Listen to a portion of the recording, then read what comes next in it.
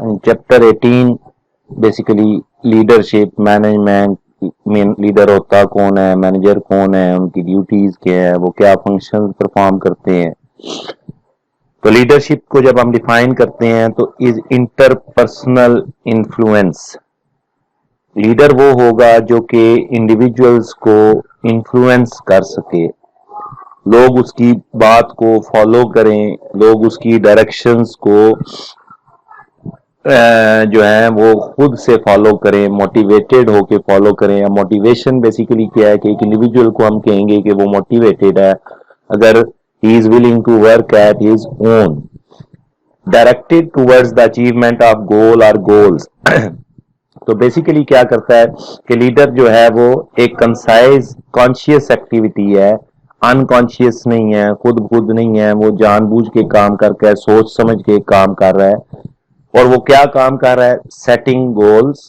वो goals objective set करता है और लोगों को इंस्पायर करता है कि उन गोल्स को अचीव करें। वो इस तरह का एनवायरनमेंट डेवलप कर देता है कि कोई भी इंडिविजुअल जो है वो उन गोल्स को अपने ऊपर बर्डन नहीं समझता, बल्कि वो उसको अपनी जिम्मेदारी समझता है, वो मोटिवेट होता है।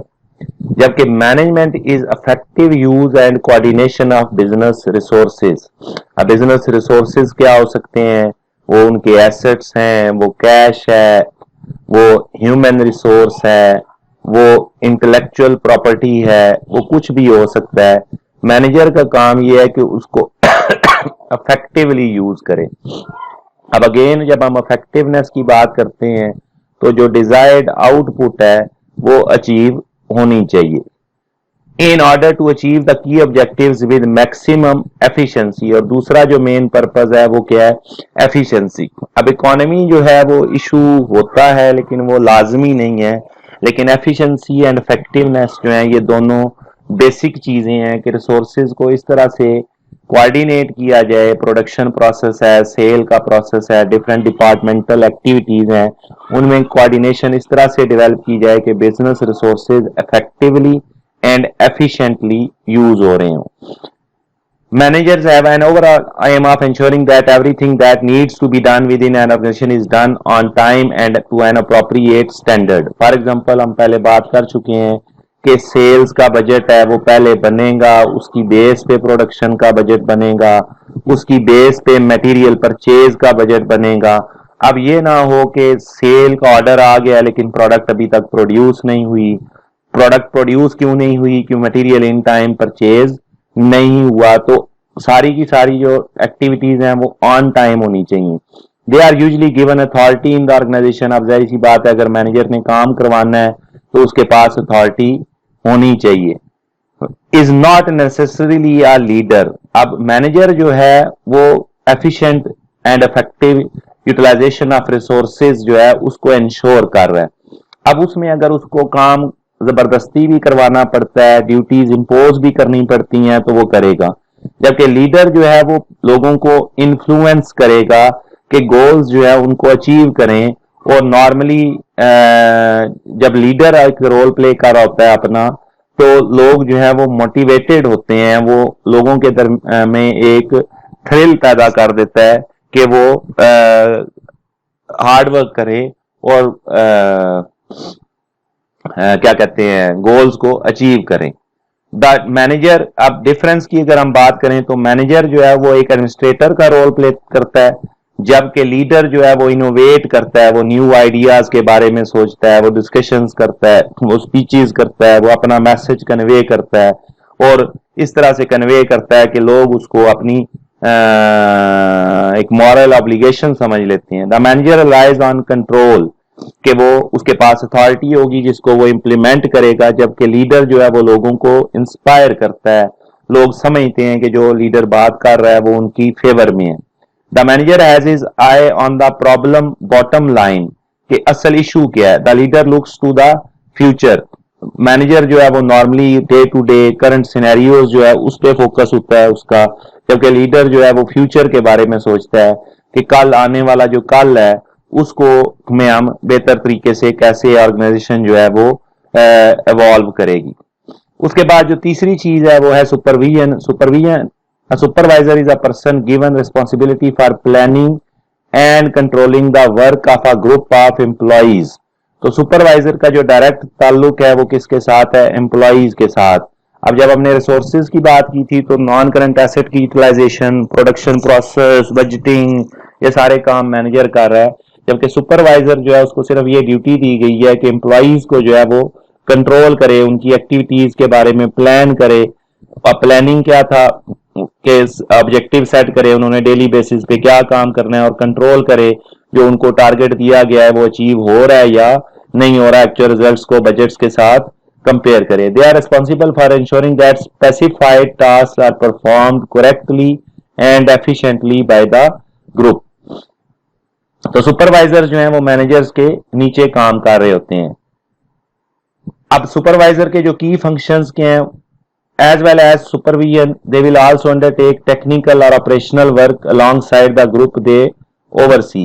कुछ टेक्निकल और ऑपरेशनल काम जो हैं वो भी सुपरवाइजर्स कर रहे होते हैं। Supervisors will typically be expected to provide advice and support to their teams in order to help solve problems. अपने जो उनके नीचे लोग काम कर रहे हैं उनको एडवाइस वगैरह जो है वो भी सुपरवाइजर्स दे रहे हैं। They will usually monitor work by means of detailed daily information, कि आज का काम क्या है, उनके पास पहले से पूरी डिटेल होती है और वो सुबह आते साथ हर एम्प्लॉय को टास्क साइन करेंगे और फिर मैनेज करेंगे, सुपरवाइज करेंगे कि वो टास्क जो है वो एफिशिएंटली परफॉर्म हो रही हैं।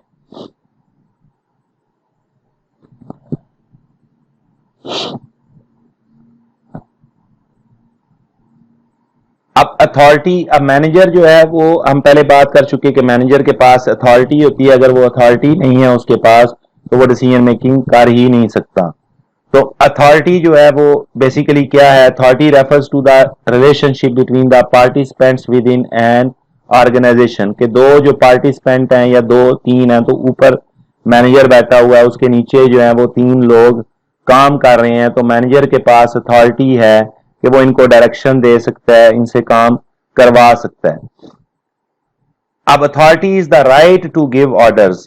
फ्योल ने जो डेफिनेशन की कि मैनेजर के पास जो राइट है to give orders and the power to exact obedience, के लोग उसके ऑर्डर्स को जो है वो ओबीडियंटली फॉलो करें, उसकी जो पावर है, इसको ओवरऑल जो है वो हम क्या करते हैं? अथॉरिटी कहते हैं। तो अथॉरिटी के दो कंपोनेंट्स आ गए, राइट टू गिव ऑर्डर्स और पावर टू एग्जैक्ट ओबीडियंस, काम जैसे कहा गया बिल्कुल वैसे करना है।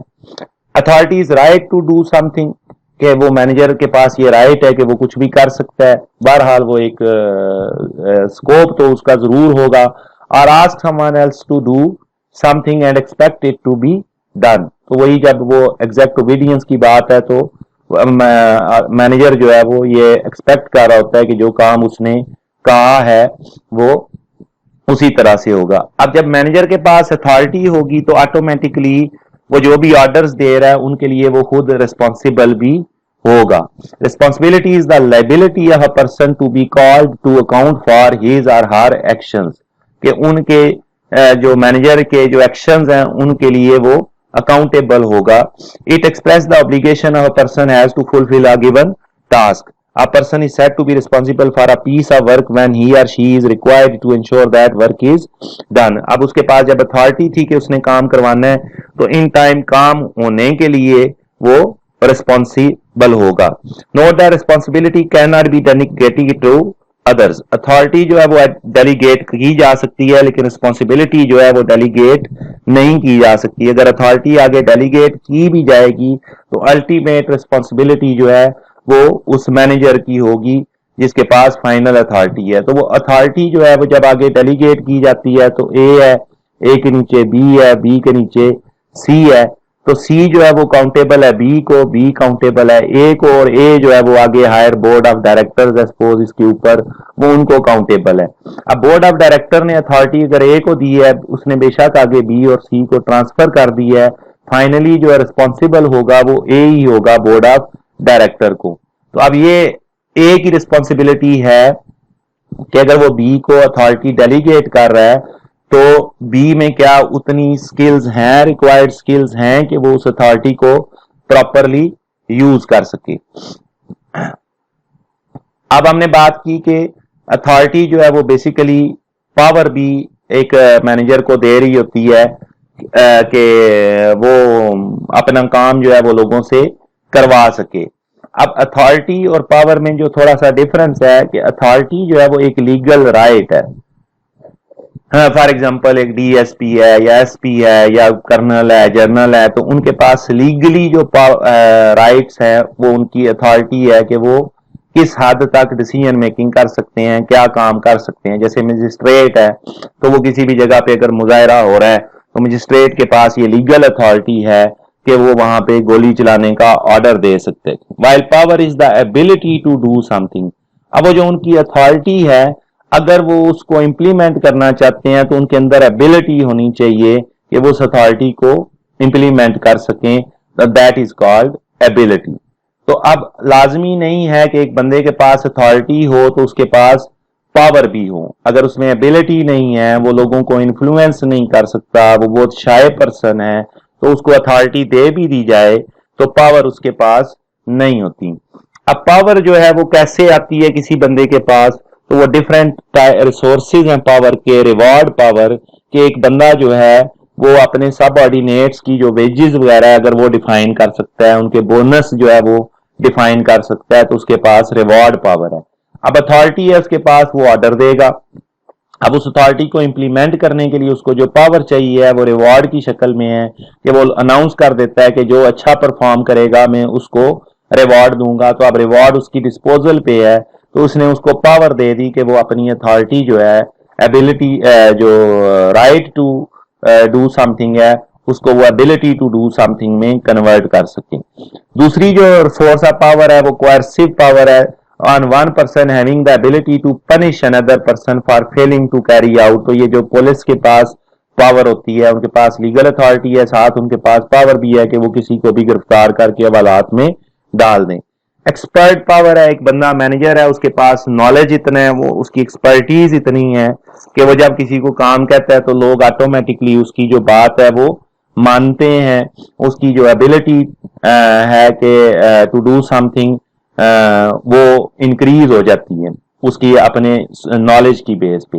Referent power is based on the personal qualities of the individual and often occurs when one person identifies with और विशेस टू इमिटेट अनदर। ये मतलब नेचुरल होती है लोगों के पास, उनकी पर्सनल क्वालिटीज की वजह से है कि वो एबिलिटी टू डू समथिंग जो है या किसी को ऑर्डर देना या किसी से काम करवाने की जो एबिलिटी है वो इंप्रूव हो जाती है। लेजिटिमेट पावर, लीगली जो है वो पावर दे दी जाती है, जैसे मजिस्ट्रेट की मैंने एग्जांपल दी। उसके अलावा जो है वो रिसोर्स पावर है कि एक बंदे के पास जो है की रिसोर्सेज हैं, उनका वो ओनर है। For example union may have power over an organisation as it can control whether the organisation employee go on strike.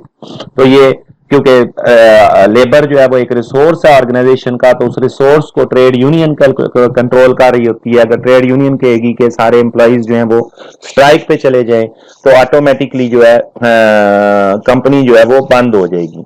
Negative power जो है destructive behaviour and attitude to prevent things from happening. एक बंदा गुस्से वाला है, लड़ाई झगड़े वाला है, ठीक है, वो अपने इस बिहेवियर की वजह से जो है वो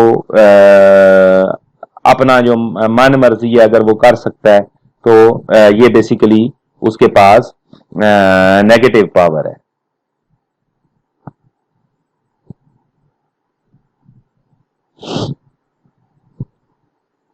Note that it is possible to be manager who has authority over a group of workers but has no power to make them act in certain way। तो अथॉरिटी को अगर हमने इंप्लीमेंट करना है तो उसके लिए जरूरी ये है कि पावर होनी चाहिए। Alternatively it is possible to have no formal authority. उसके पास अथॉरिटी नहीं है लेकिन उसके पास पावर है जिसकी बेस पर वो लोगों से काम करवा सकता है, तो उसको भी हम मतलब ये दोनों तरीकों से हो सकता है कि अथॉरिटी हो पावर ना हो, पावर हो अथॉरिटी ना हो। तो पावर होना ज्यादा इंपॉर्टेंट है अगर आप सबऑर्डिनेट से काम करवाना चाहते हैं। अब रिस्पॉन्सिबिलिटी विदाउट अथॉरिटी या authority without responsibility. It may occur when a manager is held responsible for say time keeping but not as have the authority to discipline subordinates who are regular late. कि उसको ये authority तो है कि वो ये रखे कि कौन बंदा किस टाइम पे आ रहा है, लेकिन वो किसी के पास को ये ना कह सके कि तुम टाइम पे आओ। तो उसकी रिस्पॉन्सिबिलिटी तो है लेकिन उसके पास अथॉरिटी नहीं है। The manager is likely to become frustrated and demotivated as they lack the power. अब रोज वो टाइम तो रिकॉर्ड कर रहा है, फलां लेट आ गया, फलां लेट आ गया, लेकिन वो किसी को कुछ कह नहीं सकता। तो अगर रिस्पॉन्सिबिलिटी दे दी जाए किसी बंदे को विदाउट अथॉरिटी, तो फ्रस्ट्रेटेड हो जाएगा, तंग पड़ जाएगा, तो वो ऑटोमेटिकली क्या करेगा,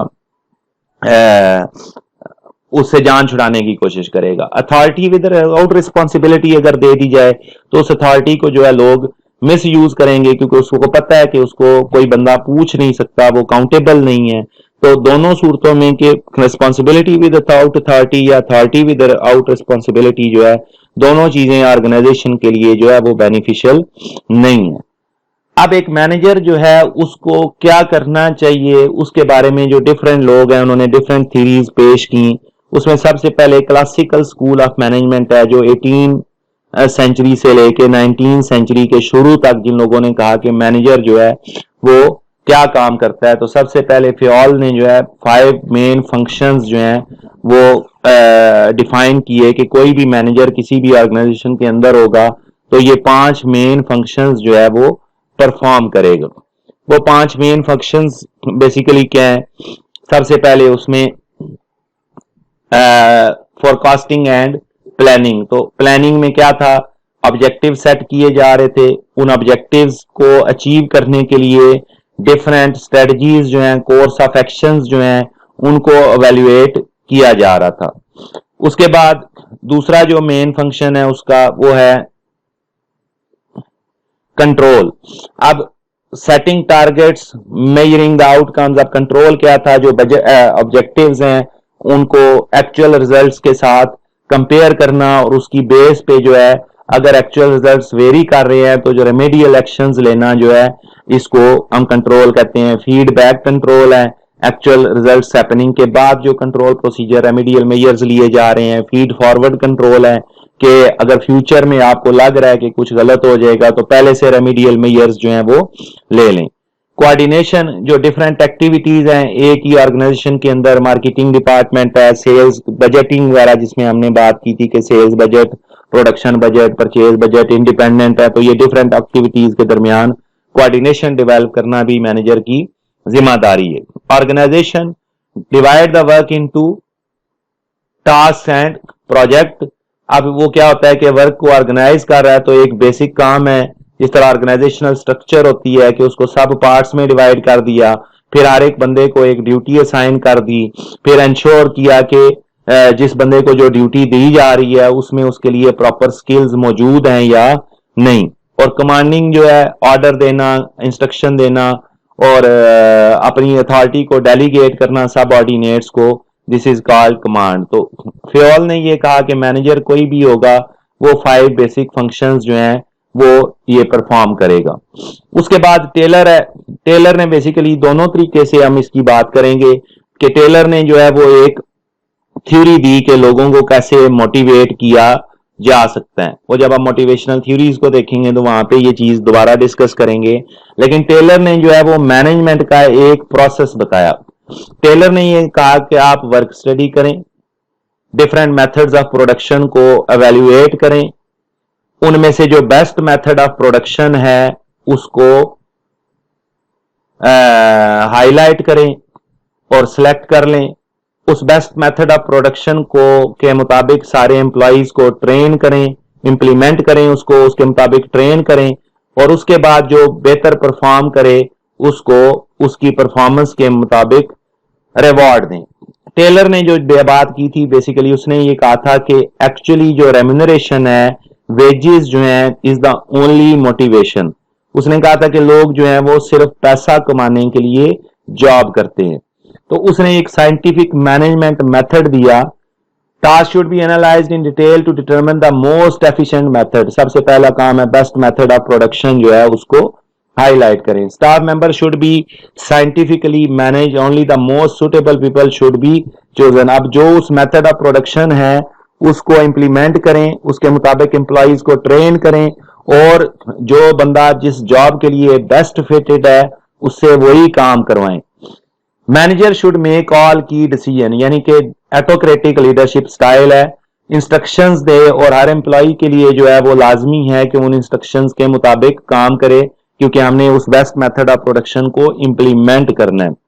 work was to divided between managers and workers with close cooperation between both groups to maximise efficiency.